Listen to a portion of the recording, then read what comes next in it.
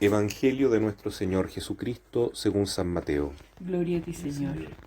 Jesús dijo a la multitud y a sus discípulos: Los escribas y los fariseos ocupan la cátedra de Moisés.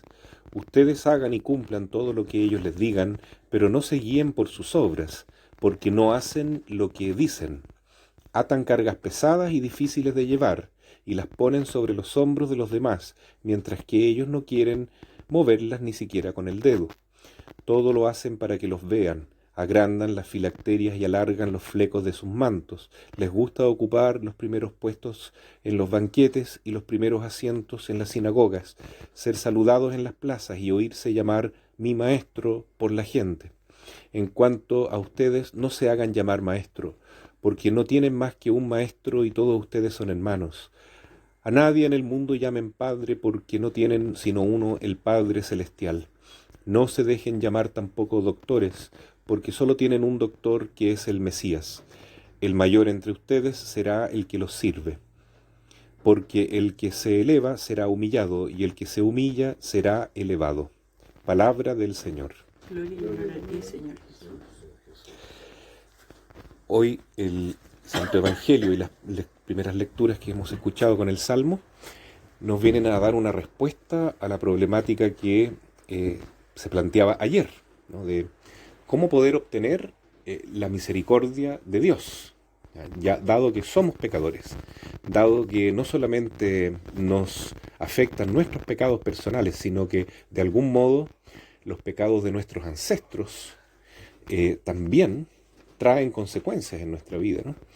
Como veíamos en la profecía de Daniel y el Salmo que leíamos ayer, 78, no recuerdes para nuestro mal las culpas de otros tiempos, compadécete pronto de nosotros.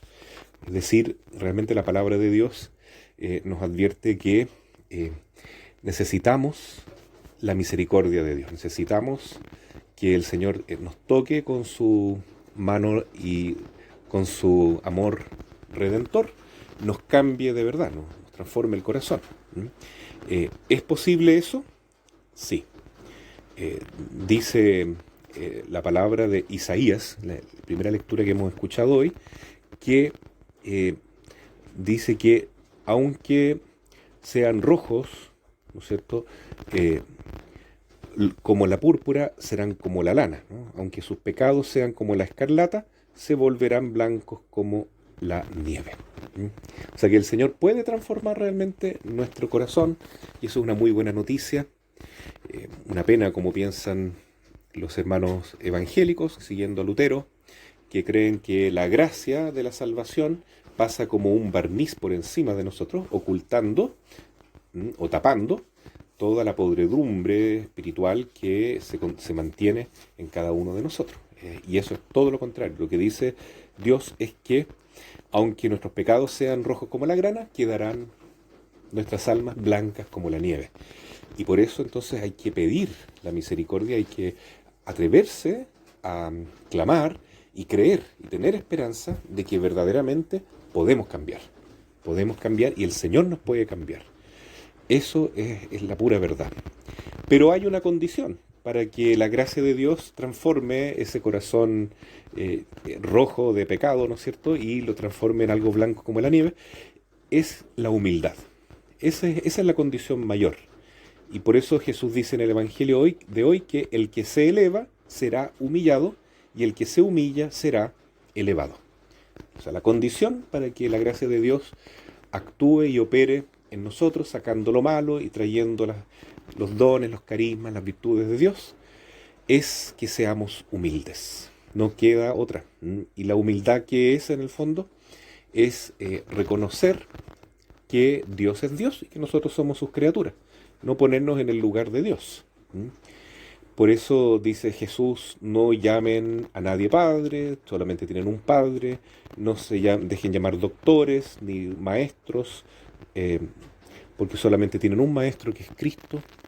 O sea, si partimos de esa base de humildad, que solo Jesús es nuestro maestro, nuestro buen pastor, que solo el Padre Dios es nuestro Padre, de Él procede todo lo bueno, ahí sí nosotros podemos comenzar a ser hijos, hermanos, como dice Jesús, y también, ¿por qué no?, participar de la paternidad de Dios y de la capacidad de enseñar, pero siempre anclados, vinculados en el corazón de Cristo. O sea, que sea Jesús que actúe en nosotros.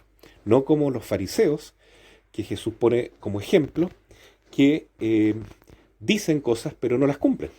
Por eso empieza el Evangelio diciendo, ustedes hagan y cumplan lo que los fariseos les dicen, pero no se guíen por sus obras, porque ellos no son coherentes. Ellos enseñan una cosa y practican lo contrario.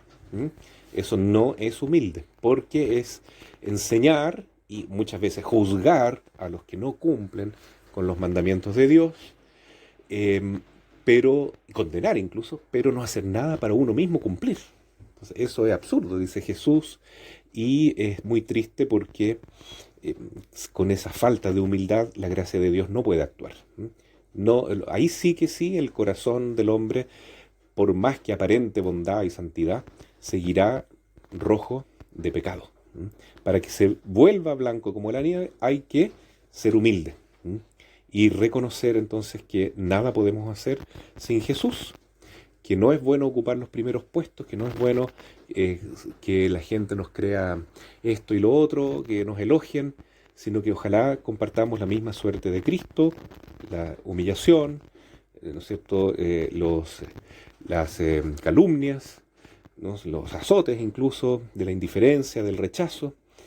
Da lo mismo lo que el mundo piense, pero lo que importa es que Dios esté contento con nosotros.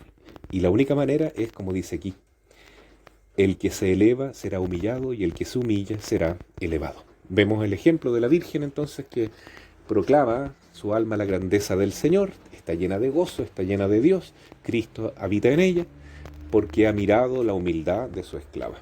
Ese es la llave maestra que debemos utilizar nosotros para obtener la misericordia de Dios. El Señor quiere cambiarnos, en resumen, pero necesita esta condición, que nuestra alma se disponga a ponerse y abandonarse en las manos de Dios, confiando totalmente en Él y dejando de confiar en nosotros mismos, en el sentido de creernos que nosotros podemos salvarnos solos sin la ayuda de Cristo.